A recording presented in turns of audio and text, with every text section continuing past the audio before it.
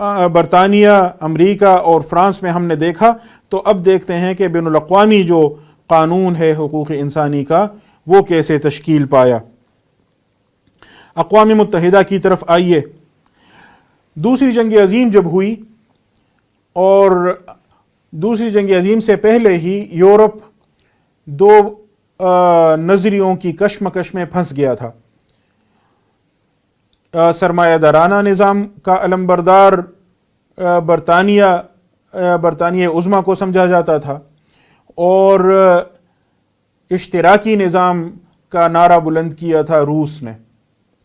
اشتراکیت اور سرمایہ دارانہ نظام یوں کہیں ایک ہی جڑ سے نکلی ہوئی دو شاخیں ہیں، لیکن ان کی آپس میں کشمکش تھی، اور اس کشمکش کے نتیجے میں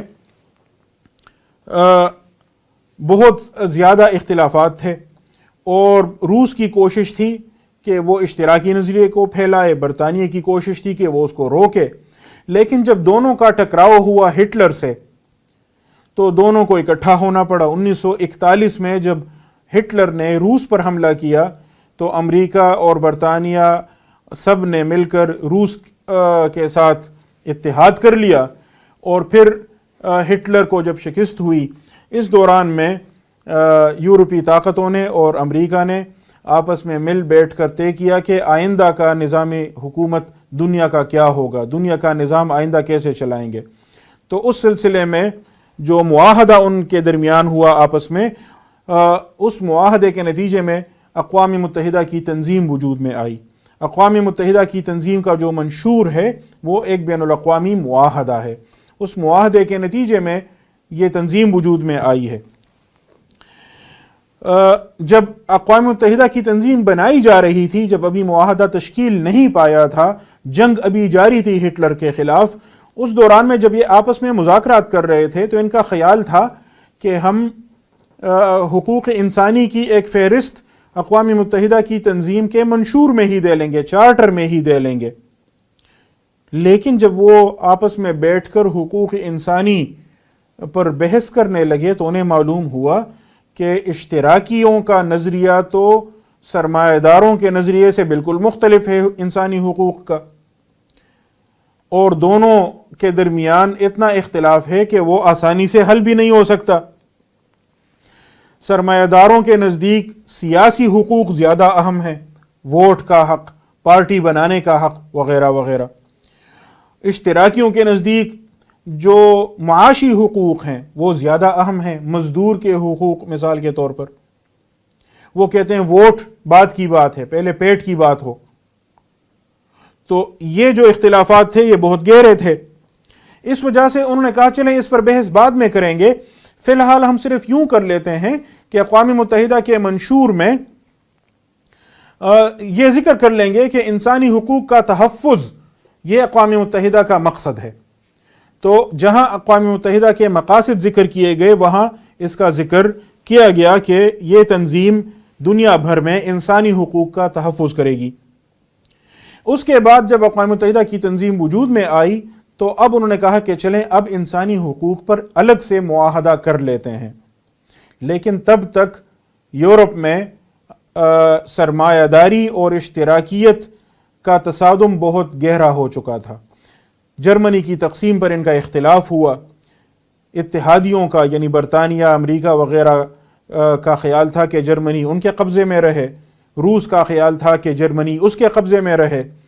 نتیجتاً جرمنی تقسیم کیا گیا، مشرقی جرمنی روس کے قبضے میں رہا، مغربی جرمنی اتحادیوں کے پاس رہا، ایک جانب اشتراکیت دوسری جانب سرمایہ داری، اور پھر وہ تقسیم باقی یورپ میں پھیلتی گئی۔ مشرقی یورپ اشتراکیت کے زیر اثر آیا، مغربی یورپ سرمایہ داری کے زیر اثر آیا، پھر یہ تقسیم ایشیا اور افریقہ تک چلی گئی، دنیا دو بڑے بلاکس میں تقسیم ہوئی، یہ سارا سلسلہ۔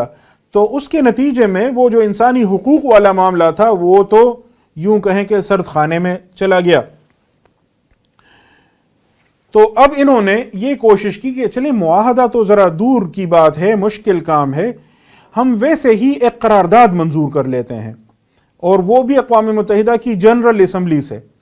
اقوام متحدہ کی جنرل اسمبلی جو قرارداد منظور کرے یاد رکھیے وہ محض قرارداد ہے، اس کی کوئی لزوم کی الزامی حیثیت اس کی نہیں ہے، یعنی اگر وہ منظور بھی ہو جائے تو وہ محض ایک خواہش کا اظہار ہے، وہ بائنڈنگ نہیں ہے، وہ لازمی نہیں ہے۔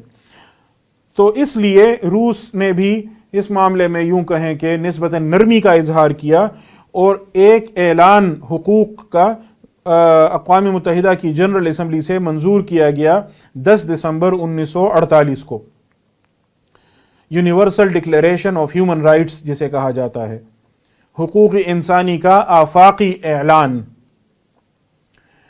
اور اس وجہ سے ہر سال 10 دسمبر کو حقوق انسانی کا دن منایا جاتا ہے۔ 10 دسمبر 1948 کو یہ اعلان منظور کیا گیا کہ یہ حقوق کی ایک فہرست ہے جو ہر انسان کے لیے ہم مانتے ہیں۔ اب وہ حقوق کیا ہیں؟